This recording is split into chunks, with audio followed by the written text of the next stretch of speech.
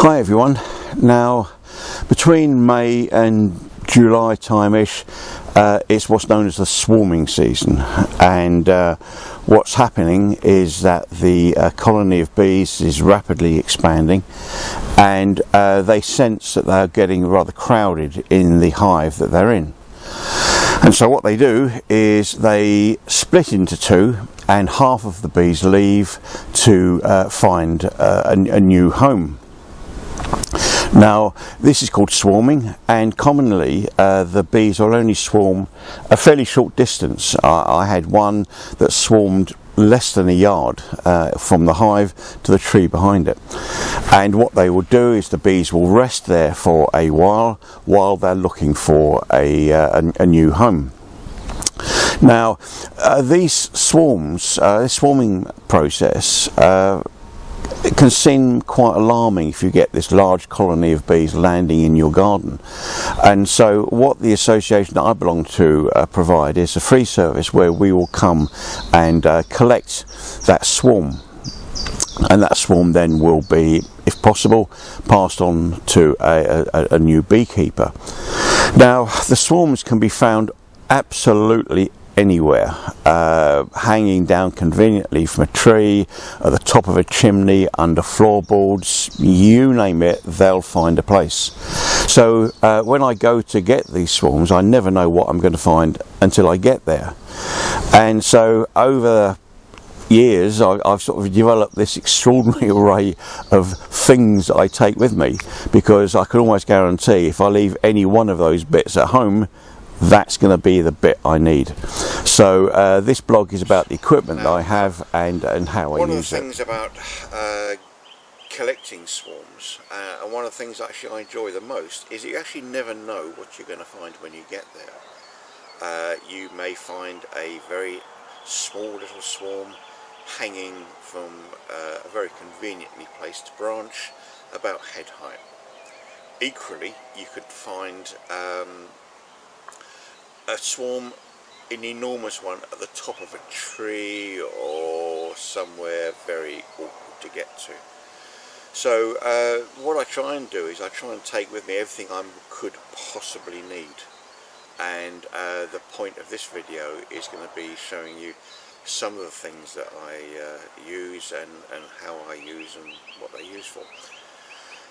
Now, I think really the first important thing that I use to collect swarms is my Jeep, my shabby little Jeep. Now,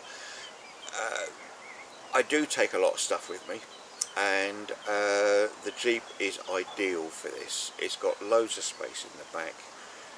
Nobody ever goes anything except me, so I don't have to make any pretense of keeping it clean.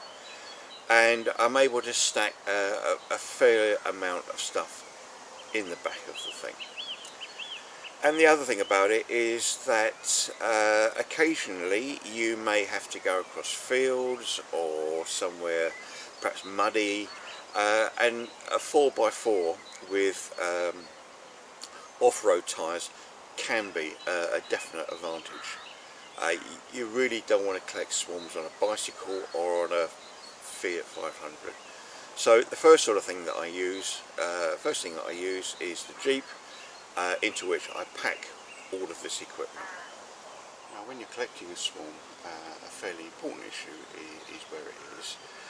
Now, they're normally in trees and bushes, and they can sometimes be at head height, just hanging down conveniently like this, where you can just snip the little branch, take the bees away, and job done. Inevitably, they're not always as easy to get as that. They could be in a tree and they could be quite high. So the things I take with me are some ladders. This one's just a simple little step ladder thing, and I used that last year a few times, and one at Risley that I got from Redgate Farm, and I used this just to get up to get to the bees, and that was fine. However, a little bit like the swarm blog I did about the ravens and swarm, sometimes this just isn't enough. So then I use this which is an extendable ladder, and this can go quite high up, reasonable height. But even then, there are limits obviously to how high this thing can go, and the swarm may be out of reach. At which point I use my bee bucket. And this thing here, this is a water container from an office drinks machine, and I have cut the bottom of it off to make it into a bucket, and I've attached it to an extendable pole, and that means then that I can then use it like this, shove this upwards, and this will be over the swarm and hope to get most of the bees in there. And the likelihood is I'll do this 3 or 4 times, and this thing can go quite a distance. If it's any higher than me on a ladder with this thing, not interested. So those are the sort of height things that I need to use. Now again, coming back to the Ravensden swarm, I had to clear the foliage to enable that thing to be used, and I've got various things here. Some loppers, extendable handle things, so that supposedly extendable. Trust me, they're extendable. And yeah, so I can use these to clear some of the branches. I've also got this thing here, which is this is a saw, a wood saw, and here are some loppers so that I can pull that and snip some branches. And the handle itself is extendable, and hopefully it means that I can then get to the swarm and deal with them. So once I've got to the bees, what happens next? Well, I want to get the bees into some sort of container to move them somewhere, Ravensden School End or somewhere else. And I use one of 2 types, these things here. This thing here is what's called a skep, and it is a very simple bucket made out of straw rope, wrap round to make it into sort of like a tea cosy almost. Now these are very old types of beehive, and they are pretty much unused these days. They were, as I said, the first type of beehive, and the Egyptians used them, and in some parts of Africa they're still used, but they daub mud or dung on these things to make a container. Now they have significant problems as far as conventional beekeeping is concerned, which is why they're not used very much, but they're very handy for collecting swarms. And what you can do is that if you have a nice little clump of bees sort of hanging down from that branch, I can just go clip, take the bees with me and drop them in there. That's fine. The other thing that this thing's useful for is that where the bees are in the vegetation, in the foliage, and they're not easy to get out in one mass. So what you can do with this thing is put it underneath and just keep shaking the bees down into here. So that's another way this thing can be used. And when they are used, what I will do is I'll put a sheet down on the ground, because bees find it difficult to walk through grass and this sort of vegetation here. So if I want them to get into the skep, to make it easy for them, I'll put this thing down and the skep on top of it propped up. And referring again to this blog that I did about the raven swarm, you can see how that works. And around they come.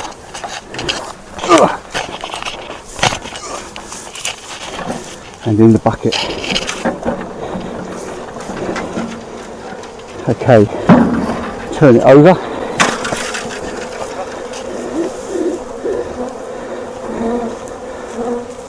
Let them settle for a bit. They probably won't.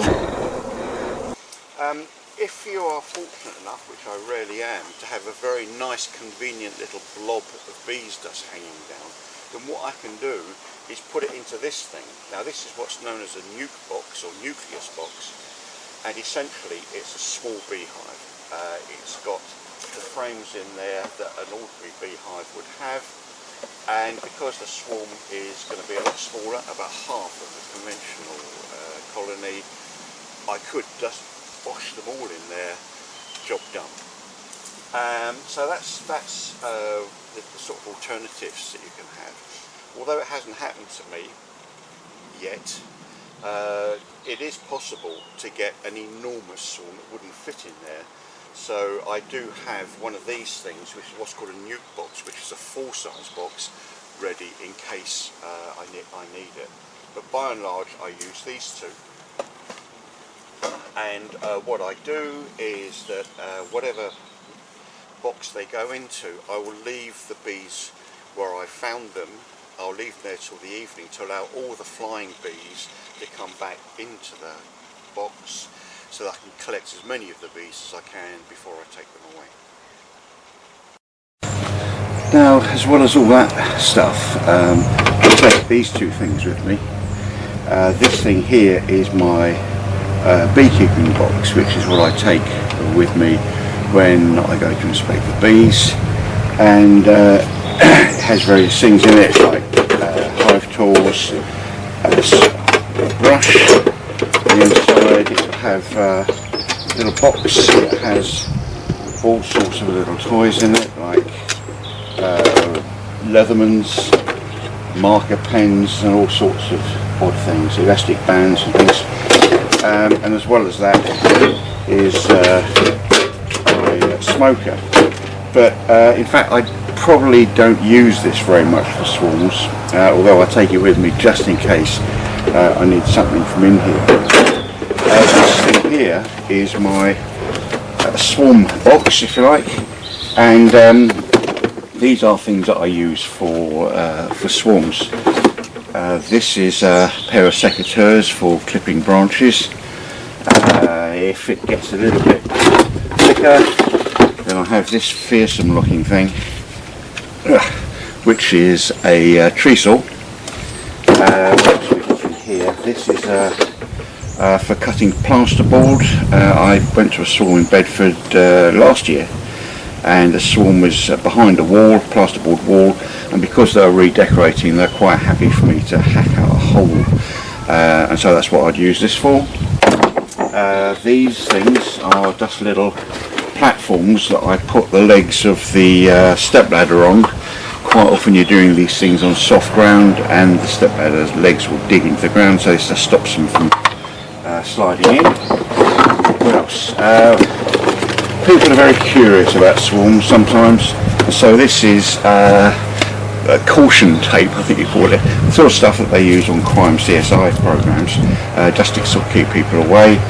And so they have some idea that somebody's doing something with it. I take these things with me so that people hopefully keep away. When I collect the swarms, I normally leave them there till the evening and then go back and collect them, so these are here in the meantime just to sort of try and keep people away. Now what else have we got? String. You can't have too much string. And we have here a torch, and I had to get a swarm from inside a fountain at one point last year, and this was quite handy to see what was going on, and this is a head torch for much the same reason. What else we got? Ah yes, this is my stink bag. These are things that I use to do various things. This one here is what's called Bee Quick, and this is something that I normally use to clear supers of bees to extract the honey. But this stuff acts as a deterrent to bees. They just don't like the smell of it, and so sometimes if I'm taking a swarm from a bush and the bees have a tendency to go back to the bush because they can smell the queen, I give a squirt of this around the branch to keep them away. What's this? Oh yeah, this is lemongrass. Now when bees are settling into a new colony, new hive, bees will be at the entrance fanning a smell that says to the other bees, this is where we're going to be living in future. It smells like citronella, and this is something I use just to spray at the beginning, the entrance to a nuke, so that bees know this is where they should be going. And what have we got here? Yes, this is propolis, and this is a liquid made from the gooey substance that is inside beehives. And what I will do is, inside the skep or inside the nuke box, I will spray this stuff around, just so it makes it a familiar smell for them, so it's something that they like and recognise, and hopefully it encourages them to come into the hive. So that's it, but there's more. It's my bee vac. Now basically this thing is a nuke box here, and inside here there would be a series of frames. No, it's too low.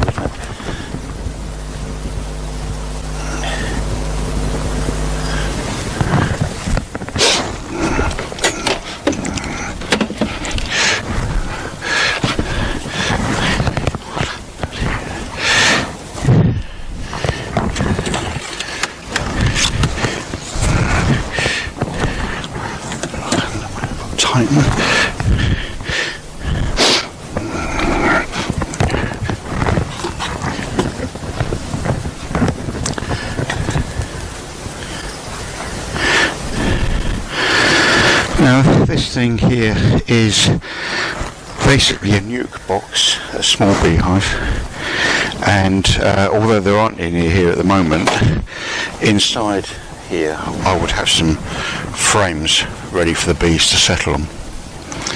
And the nuke box sits on this base that has a nozzle here for the vacuum to go into. This thing here rotates, so you can adjust the strength of the vacuum. If you open it up more, it slows it down a bit more. And at the back there's a little ramp, and the bees will come in here. This is soft, and then they can climb up into the nuke box where the frames are. The top of it here goes on, and to keep it sort of vaguely airtight, have a ratchet strap here,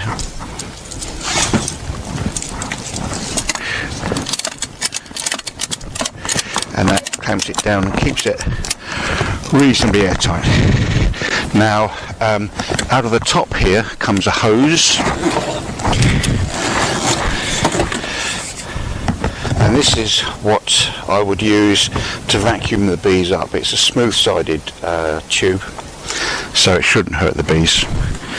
And here is where the vacuum goes in, and you can probably just see, yeah, you can just see there's my vacuum. So what will happen is that the vacuum goes into the front like this, and then with this here you will vacuum up the bees, hopefully, and they will finish up in here. And then once you've finished, you can take this nuke box away with the frames in it and do what needs to be done. Now I'll be honest and say I haven't actually tried this myself. However, I have a little demo possibly here. This is dust, sawdust. I couldn't get any of the bees to volunteer as test pilots for this thing, so we'll turn it on.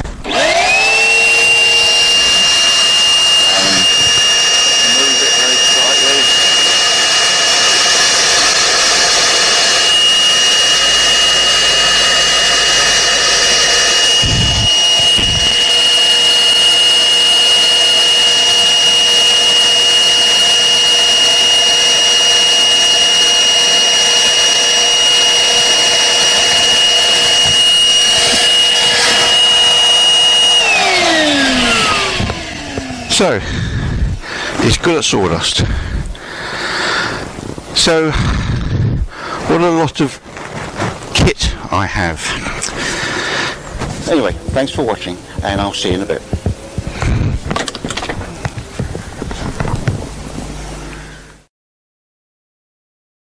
Well, not exactly like that, but a little bit like that.